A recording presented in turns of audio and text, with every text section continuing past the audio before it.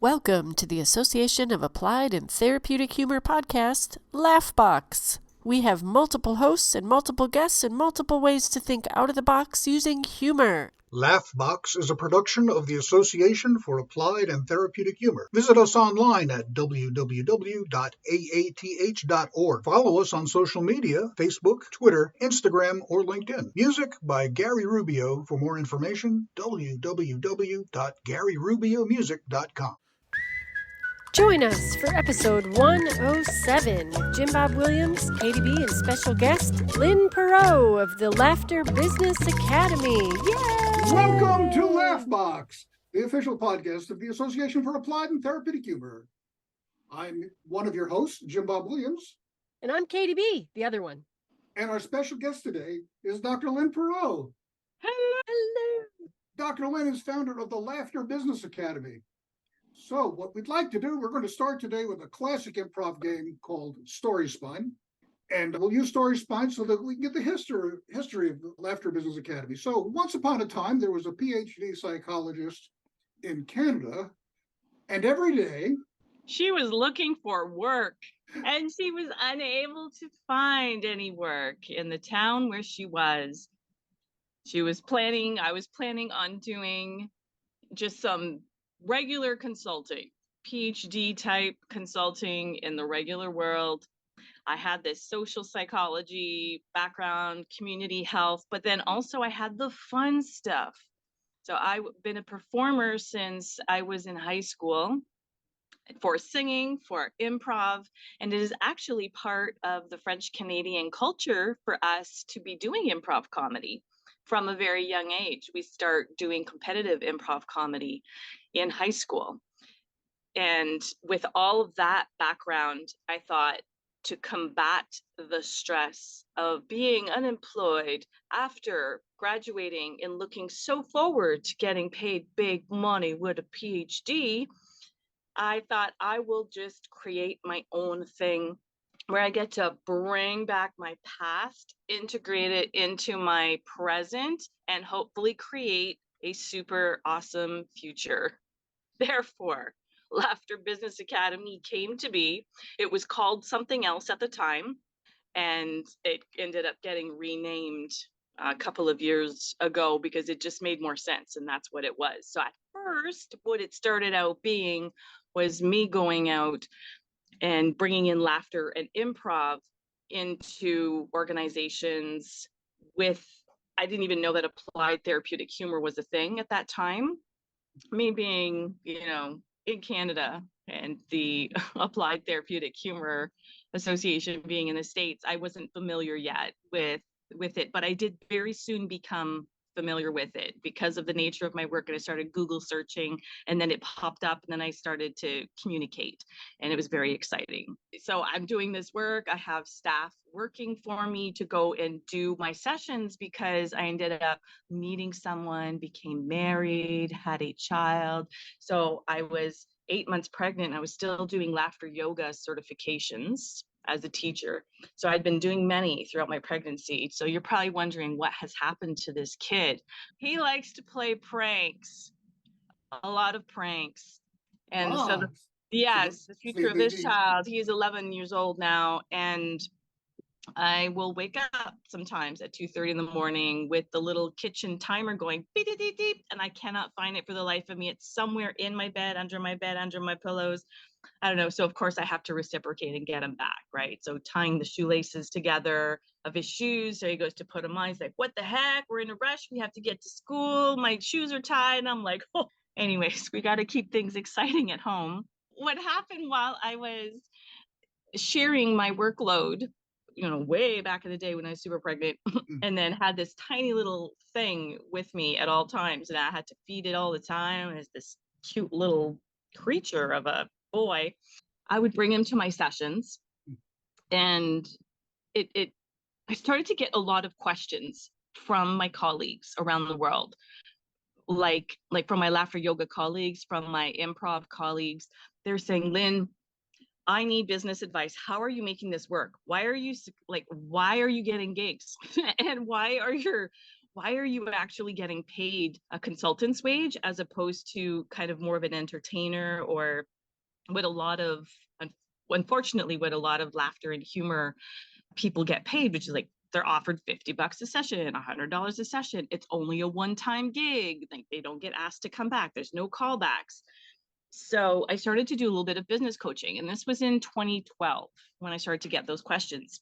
Mhm. So what I do is I would add to my laughter yoga trainings, I would add an extra day of business coaching. Here's how you're going to use this now and make money as a consultant or as a trainer. Like officially, you're not an entertainer.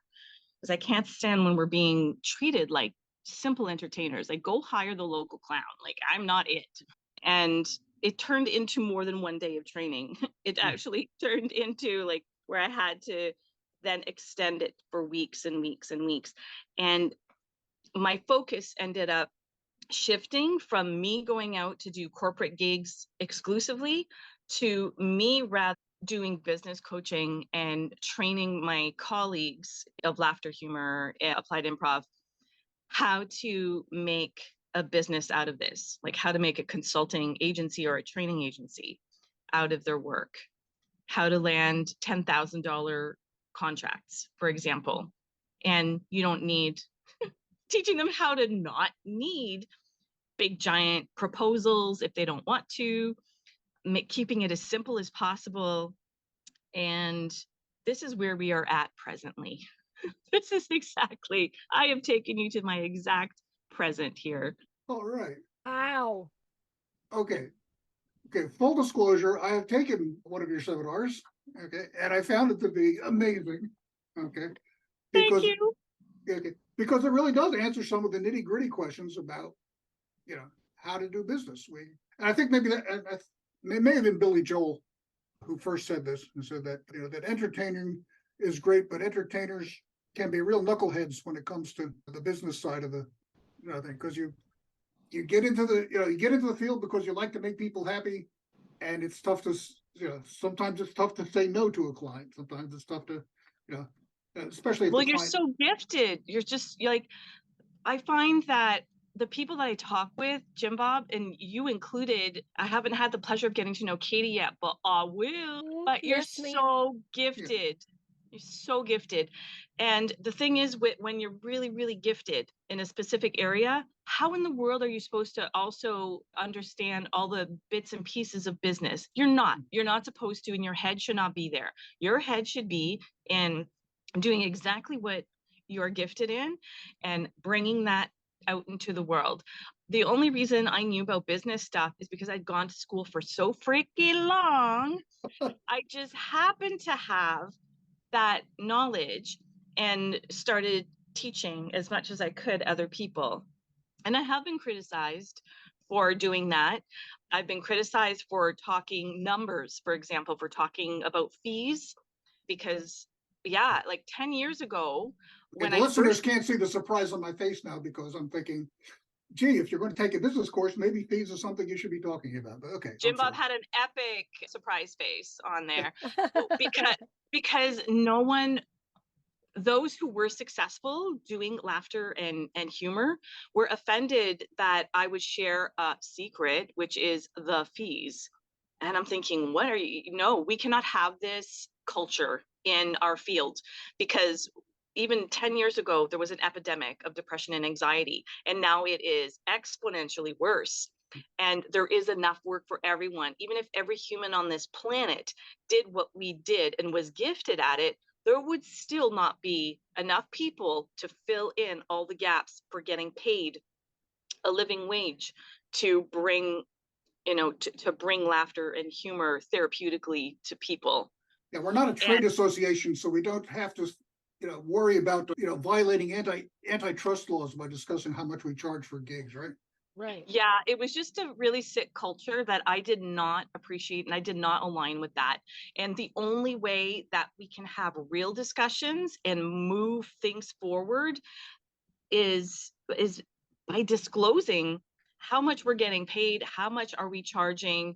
And what we all noticed by openly talking about this is that we were severely undercharging, because when I open, I'm like, let's crunch some numbers. It's one of my favorite sentences And everyone cringes when I say it. Let's crunch some numbers. And we just look at what our living costs are and what we get paid. How feasible is it for us to be doing live sessions to be able to get a living wage, but also even better, because we deserve to be taking care of ourselves. We have to take care of ourselves more than anyone else. We are our business.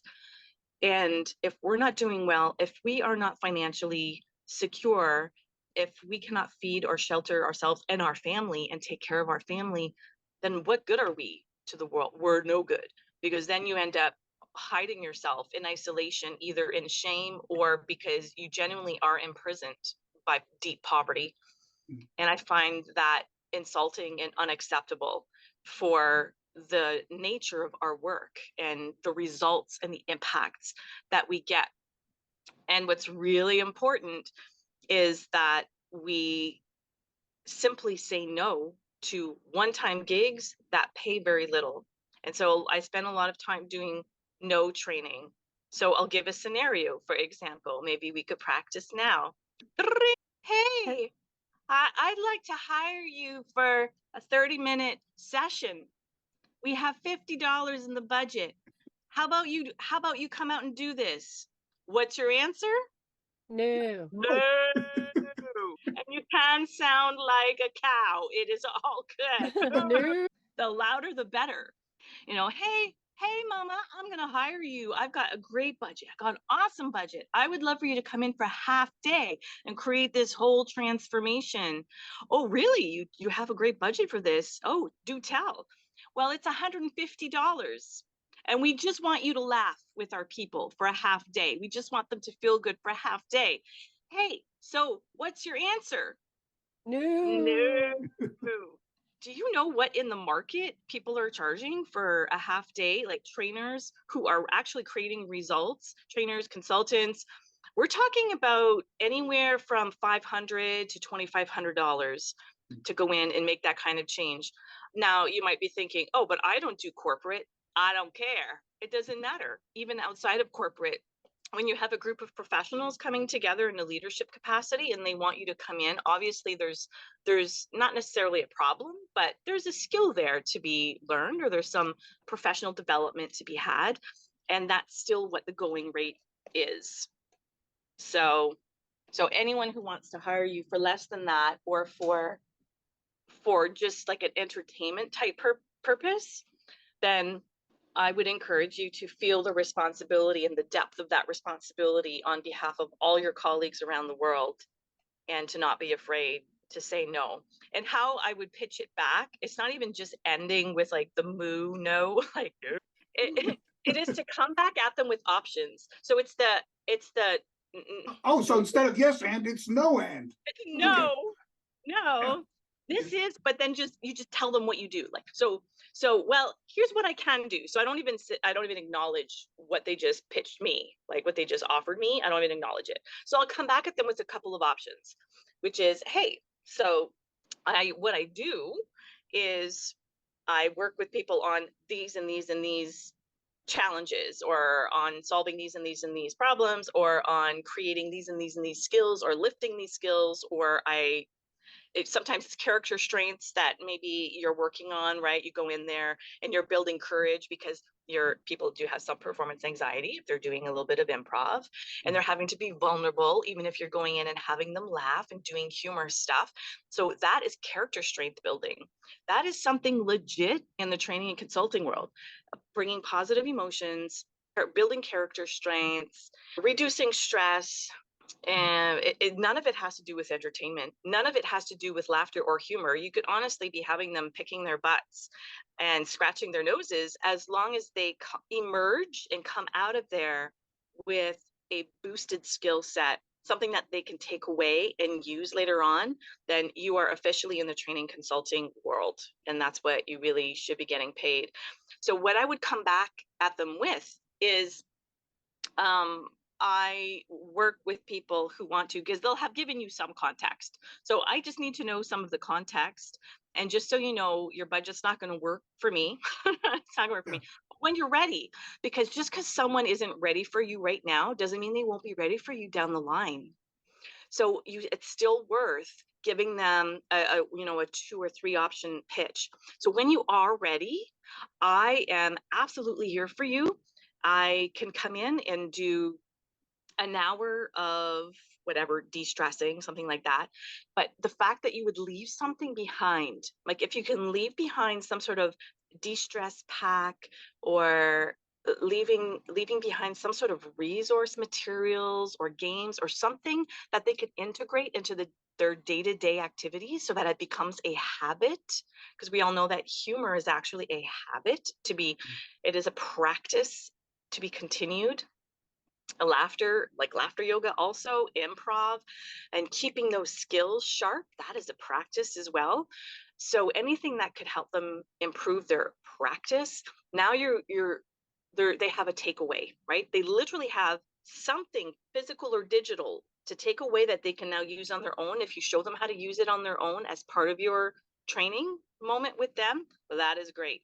And then they will also, here's the business trick, and it's not manipulative at all because it's a true application. It's that they'll always remember you when they use this exercise. And especially if you strategically have your contact information on anything that you create and leave behind, that is very important. Okay. So, okay, there's a lot to take. I'm looking at all the pencils I have and pens that people left behind. That's advertising. That's come, and I've come back and used those pens occasionally. But it's not gross. Like it's the kind of advertising and marketing that, that doesn't feel all icky. It's not one of those, like, I just encourage you to not do, wham, bam, thank you, ma'am, one night stands, like, or one day stands, and then staying in touch with them as well. Hey, something else, genuinely from the heart, out of positive intention, to encourage the continued practice of humor and well-being within their personal lives. Can you repeat that? Because we just had I froze and I'm recording. Oh, yeah, sorry. Can you repeat that last idea? Yes. We're talking about advertising and the fact that when you are making that pitch or interacting with the client there, you're not looking at just a one night stand. You're looking at establishing a relationship. You're looking at, applying the improv skill of listening, so that you know what their problems are, so that you can make your next pitch even stronger. So go ahead. Yes, exactly. Now, by keeping up with them and saying, hey, how is this going? Like, since we last saw each other, how is your team doing? Or how are you going? Like, how is the materials or the resources that I left behind? How are they being used, or are they useful? Try to get as much feedback as you can, because that really can help your next pitch with them. They may not answer, that's fine, because everyone's super busy, but the point is for you to stay still in touch. So not just to leave them behind like a one night stand, but to nurture that relationship. Just because someone isn't buying right now, or has bought and isn't currently continuously buying from you, does not mean that the relationship is done. It is not. It is not. It literally is like nurturing a romantic relationship. Just because they didn't feel like kissing back in that moment does not mean your relationship is over. It just means that they had to go use the washroom, or they have a bunch of people like calling at them like, hey boss, like, I need this, I need that. It really mimics normal life. Yeah. And I'm struck listening to this in engineering consulting. It's engineers and laughter yoga seem like opposite ends of the spectrum, but they're really not. Okay, because for an engineering consultant to come in, the more effective ones have a long-term relationship with their client. They're in regular contact. Even when they're not actively selling or whatnot, they're touching base, going to the bar, whatever, so they can understand it, because the goal, and you have to have that communion to be able to, when you have, I should say, rewind the tape, delete that. Okay. When you have that connectivity with it and you're involved in them, it's so much easier to go in and solve the real problem that they have, rather than the problem that they think they have. Start with rapport first. rapport first, right, Jim Bob? Like that's really what you're saying, rapport first, and keeping that rapport and building on it and maintaining it as best you can, understanding that like life things get in the way, but nevertheless, it's just basic professionalism that we don't think of when we think humor and laughter, because we're just like, what? We're not an engineering firm, but you are a humor firm. Like you are a humor firm. Like you are a humor business. You are a humor consultant. You have a consultancy. You are a consulting base, even if it's just you. And of course, encouraging ways of building your network and increasing your network doesn't have to be done through ads either, because I find that ads don't work for reaching out because they need that personal touch. They need to know it's you. Like Katie, if anyone was to hire you on a level, on a financial level that is like a consultant or a trainer, they want to know who you are. Like they want to trust you first.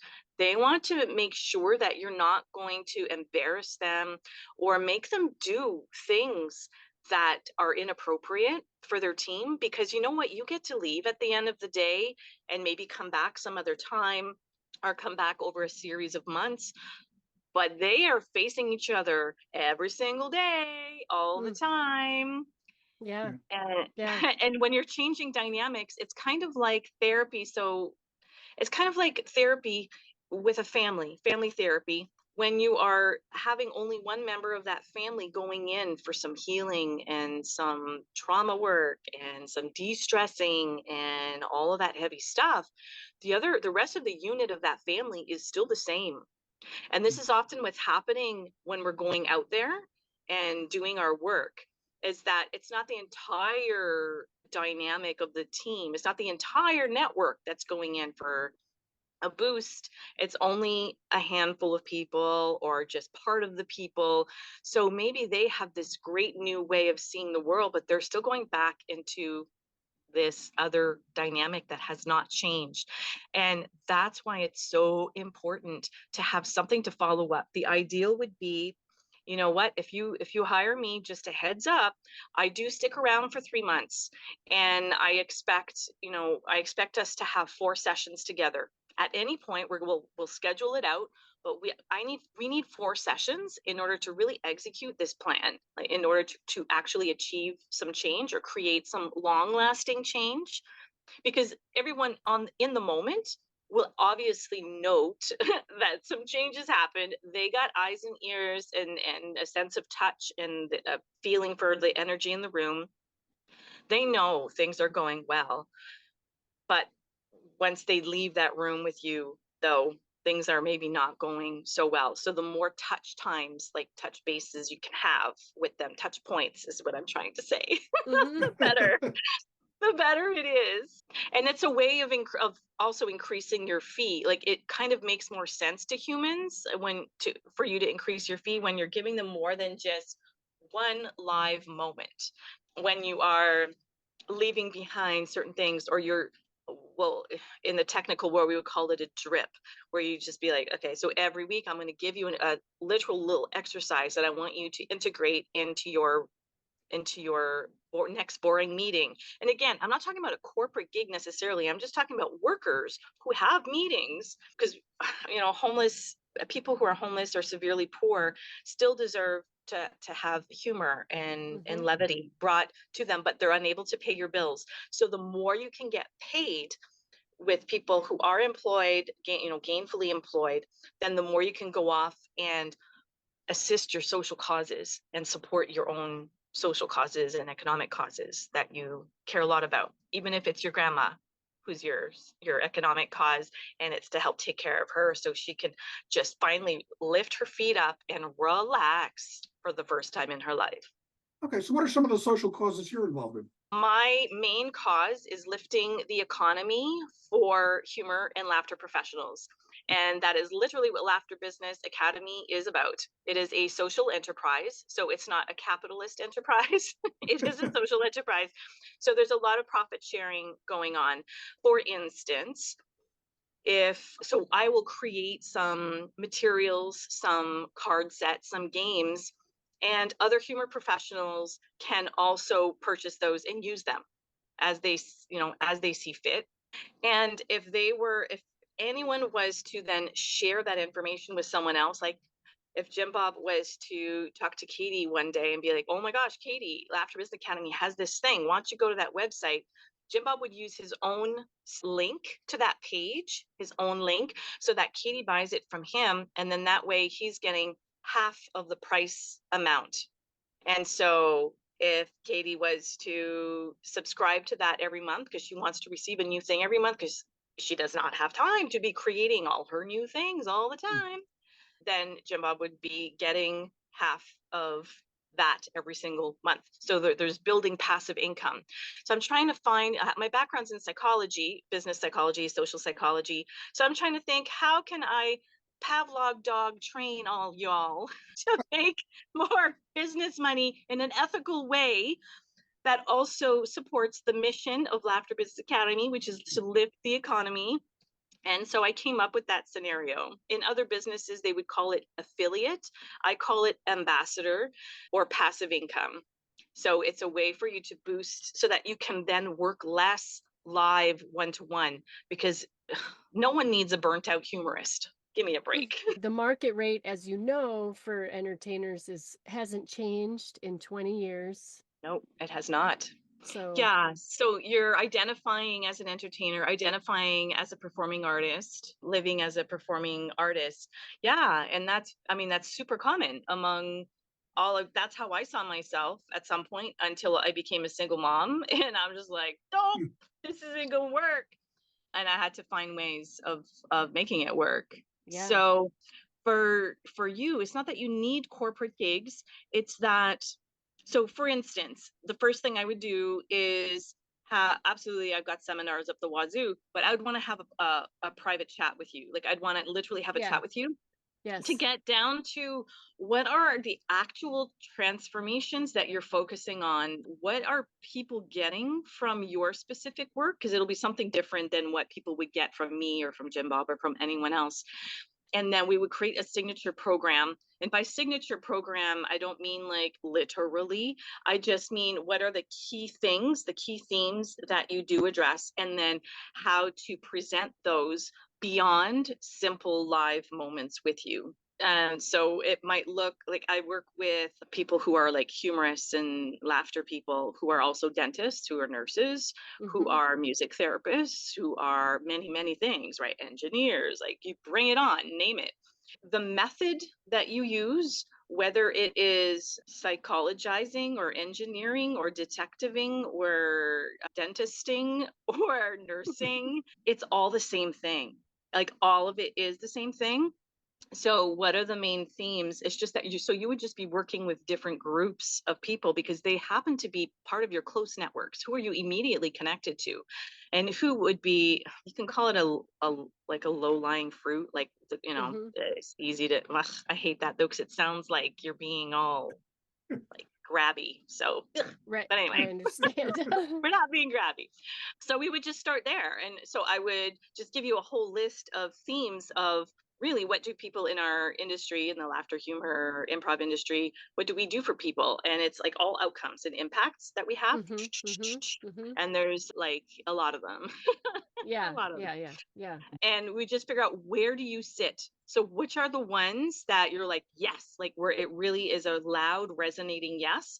And then we just build something around those. So now to teach that, or to build that skill, to build that character strength, how would you approach it? Well, you would approach it many different ways, but people are not buying the approach. What they're buying is the outcome. That's what makes them open up their purse strings and their wallets. So we would create something that just makes sense for you. Like, for example, for one person who happens to have a dentist practice, so she does dentisting, she does retreats. So every season she'll have a different retreat at a beautiful destination that she literally wants to be vacationing at.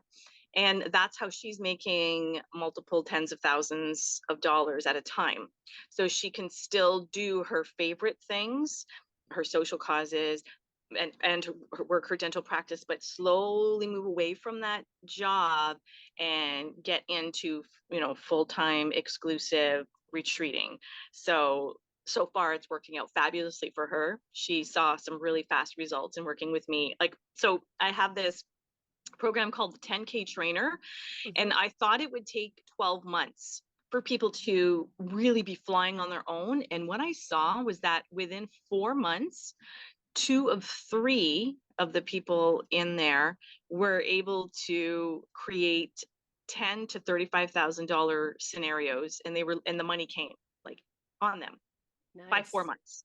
Brilliant. Yeah, and the other one just had surgeries and was not physically able to initiate yet, but we're in the process of initiating together, and we're at month 6 now.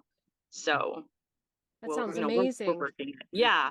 So that's just one example. But isn't it unfair for a dentist to be in the laughter business? Because they can get nitrous oxide, and they could be cheating, right? Little Shop of Horrors. Come on now, with Steve Martin. Also, the more people smile, the more she can examine their teeth and be like, you need some dentistry, right? Yeah, for sure. So that's just one of the one of the approaches that I would take. Another one is simply by using some of the materials, card sets, games. The most recent one is something called Silly Surveys, and it's just to help bring levity to a moment, right? To help build rapport, essentially, just to start out with, and then to also help get to know each other better by using these, build a little bit of humor into it. It's part of the practice.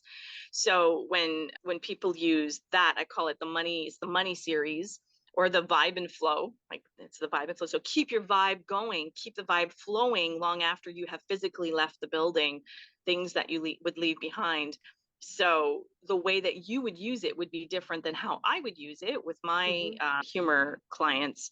But the point is, I just teach all the ways how to use it. Then you just buy it and you would use it, and you just need to stay subscribed in order to keep using that and to keep getting new ones and new different things every single month. And it comes with training as well on how to further monetize at a 5-figure level, or at least in the high 4s or the mid 4s. Honestly, it's easier than you think. And even staying away from the corporate talk completely. If you were to have an event, if you were to host an event, or for example, that's the flip side of the coin, is for you to hold it, and then the other flip is to have someone else hold it for you. I'd like to talk about both of those scenarios.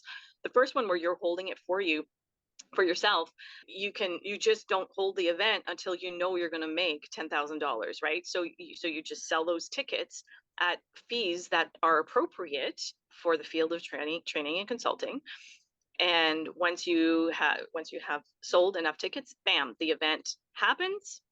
And it could be live or not, right? It could also be something that is just going on where you create it up front and then it just rolls without you physically having to be there, and you just do physical checkups once in a while. And I don't mean in person, I just mean even on video chat or on Zoom or something. Or you can have someone else run an event for you, and you can say, hey, look, this is what I bring to the table. You already do these kinds of events regularly. You already do, I don't know, summits or whatever it is. And what I'm offering up here is to do a half-day summit with you, for you. I'm looking to represent with you, partner with you. Let's together bring in a certain amount of people into this, and I will start building some skills, or I'll start making some magic happen here. It sounds amazing. And one of the questions I have for you is, how many, it's a generic question, but how many of the people that you've started with have just not had confidence, as part of the starting this whole idea for themselves? I mean, how much are you dealing with confidence? Or are you able to surpass that concept and move straight into fact? Oh, Katie, that is the best question in the world. 100% have zero confidence or very little confidence. 100% are terrified AF. Do you know how much courage it takes to even have a chat with me, to even get onto a Zoom chat with me? It takes so much courage, because there's a lot of things happening, because you're oh crap, I couldn't do it on my own. There's something wrong with me, which Mm, is, of course, not true. So all the right. self-talk, like there's a lot more self-talk items I could bring up that are common to everybody. I even have self-talk issues for myself with regard to doing this work that I'm doing by business coaching people. I'm just like, not, I have full faith in each one of you. That's not where my lack of confidence comes in. It has to do with me, like, you know, am I being smart about the use of my time? Am I going to burn out? Like, because I have to be very careful and protective just as much as you all do as well. So just keeping that in check as well. So the very first thing that I do when anyone is working with me in one of these, like if, for example, in the 10K trainer program, is we work on money blocks. We address that immediately. What are you afraid of for making money or not making money, anything to do money? And I have these very specific exercises and workbooks that we go through immediately. That is the very first thing we do. Yeah. I mean, we don't jump into business stuff first, because you know what? Let's address the elephant in the room, and that is fear. It is judgments about, rich people, and what, like, what if I do get rich? Oh shit, now I'll have to actually pay off my mortgage, or I'll have to pay back my parents. I'll I'll have to take responsibility for all these, for the way that I'm living. Like, I'm not living up to par, like the way that I would like to at my age. I know for me, one of my biggest judgments, and this is a moment of vulnerability, like I'm a PhD and I could not find work for the life of me. I felt like a total loser. And so I had to look at taking my power back, and I created my own thing. Now, there was a lot of instability because I did not have a coach like me.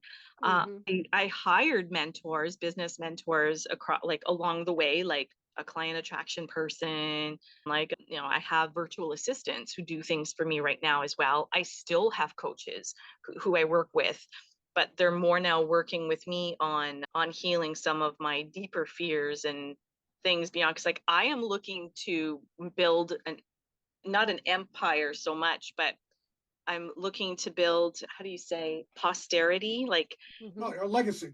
legacy. Thank you. I'm looking to build legacy here. And I highly encourage. And so as I'm figuring out how to build legacy in my work, so that means my business model will look different. Then as soon as I learn something, I'm teaching it to others as appropriate, like if it comes up. So I'm constantly upping myself, because I'm just like, because I can't be a loser. I have to be. I have to know what I'm talking about. And like that vicious cycle where the more you learn, the more you realize you know nothing. Yeah. The more you know about something, the more you realize you don't know about it. That's what happens to me as well. Yeah. Yeah. It is true, because now what's happening is what you value, what your philosophy of life is, your lifestyle of how you want to live life. You have this vision. So the next piece after addressing the fears and the judgments about money is we go straight into the vision. Now, the vision, what's the ultimate vision?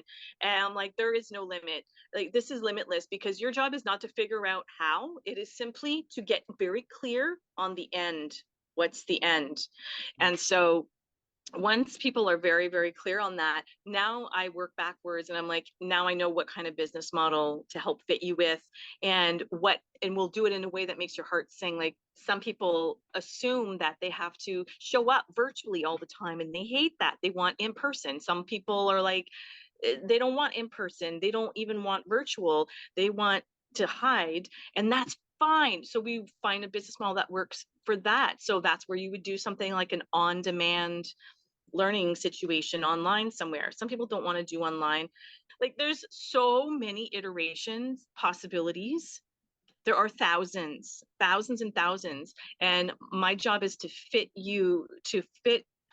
put together the business pieces that will make you elevate and feel great and move beyond your wildest dreams. Love it. All right. Okay, Lynn, I want to make sure we get this information on tape here. But how do people get in contact with you? You can reach out to me by email. I think it's the fastest way. I mean, I can give you my auto scheduler bit, but this is audio. I So think for those within the sound of our voice, if you need to get in contact with Dr. Lynn Perreault, this is what you should do. you should email dr.lynnperreault@gmail.com. And that's my personal private email. So I'm actually sharing like my own personal email for this particular broadcast. So that would be dr.lynnp as in Peter, ERREAULT@gmail.com. So dr.lynnperreault@gmail.com. Just rewind a little bit if you need to re-listen. Right. And yeah, the website as well. Like just go to the website. It's just that you might not know where to go because like I talked about two very specific things and they're hidden from the public. Laughterbusinessacademy.com. You got it. Okay. Awesome. And are you on social? You don't have to name them all, but yeah, Laughter Business Academy has a page on Facebook and Instagram and LinkedIn. Also, and my personal as well, just Lynn Perreault, the way that it's spelled in the email. I'm on Facebook and I do like relate my personal to some business things as well. It's more like my philosophy on life. So there's a lot of humor things or businessy things that you're like, what? I love it. Yeah, and I'm personally on Insta as well, so feel free to reach out to me on LinkedIn personally, Facebook, and Instagram. Fabulous. And Jim Bob, Thursday. Yeah, that's a question I ask all our guests here because, there's a lot of information here. Okay. And so my question for you is for the average person, how can they use what you teach on Thursday? I mean, just dealing with everyday hassles, whatnot. What should they remember? They say, "Oh, Dr. Lynn said." What's your advice?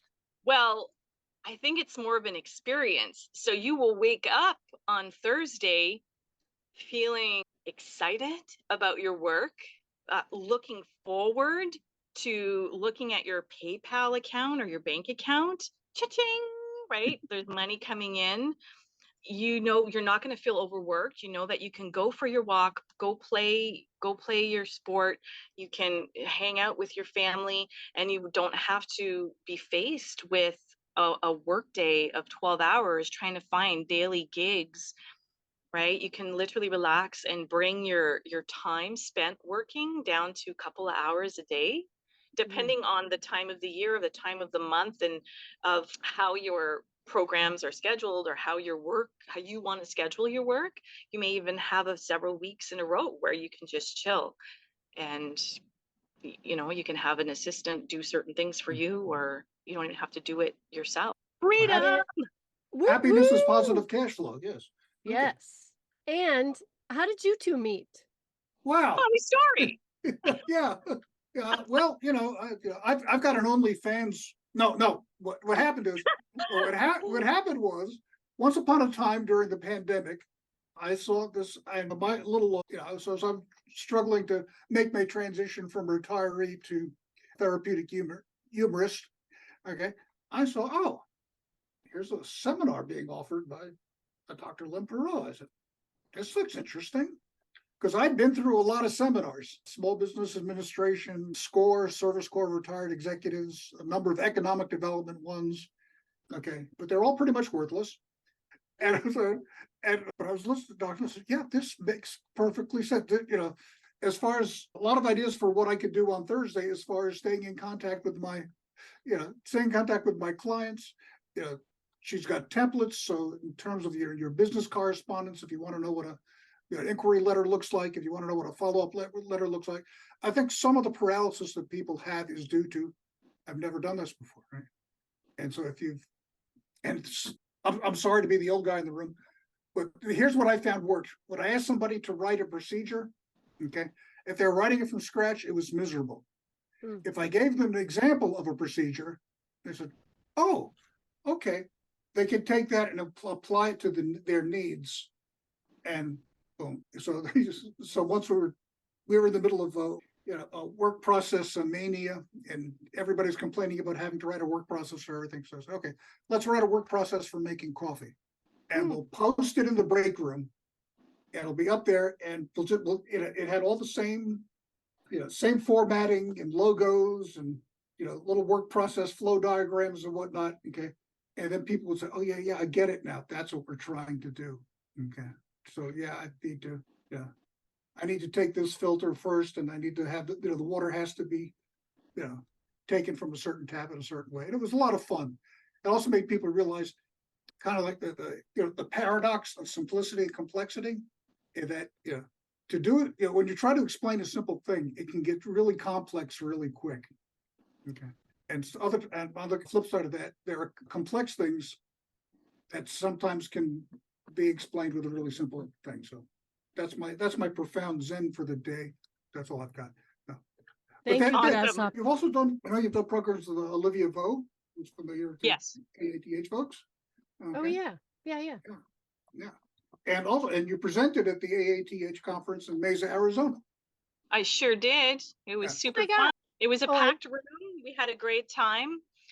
And if you wanted to have a recording of that talk, because I had it video recorded, then there's a spot on my website that I can send you to. You just need to email me and I'll send it to you. And then there's a workbook that goes along with it. So as you're listening, you can actually fill out a workbook related to it. And it is about how to make a pitch and keeping it super simple, and just how to talk about your work as having massive impact as opposed to the method that you're going to be using, and how that monetizes.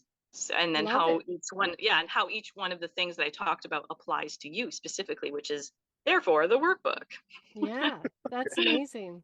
Lynn, if you had 5 or 10 minutes, depending on your choice of that, to say whatever you want to say about your amazing coaching and business, what would it be? The first thing that comes to mind when I think of Laughter Business Academy and the people I work with is that I feel such warmth and positive intention for everyone that